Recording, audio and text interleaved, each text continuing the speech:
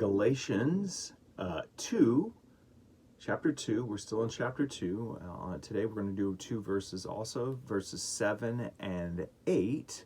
And we'll wrap up this section with our next podcast here, video. 2:7, reading here again from the NLT.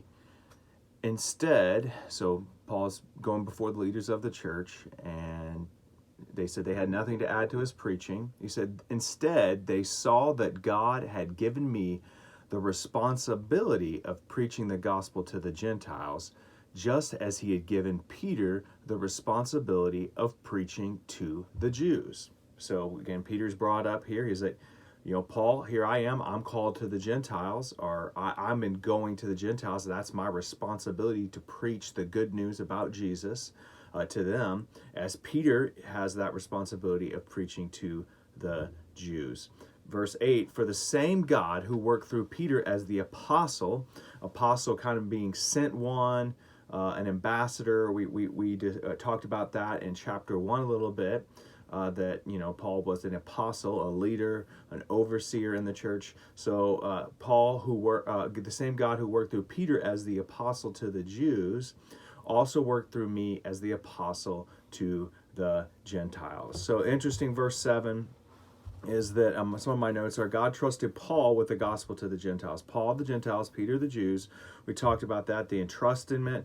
He was giving trust by God to share that gospel message to them. He repeats it again here in verse 8 that Paul, he was effective because of the work of the Holy Spirit to work through the Jews, and Paul was effective with the Gentiles. And that's if we look at different translations, they're going to say he worked mightily through. He effectively worked through.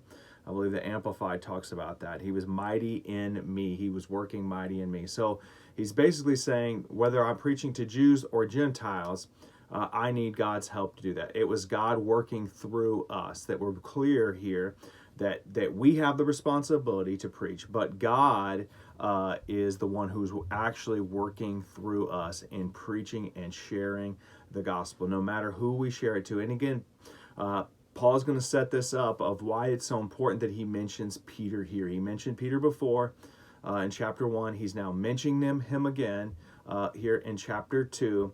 And we're going to find out why here in just several verses. So a couple more days of video releases, or if you're watching this later, you can jump down a couple videos.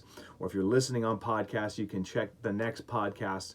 We're going to start talking about why Peter is mentioned here.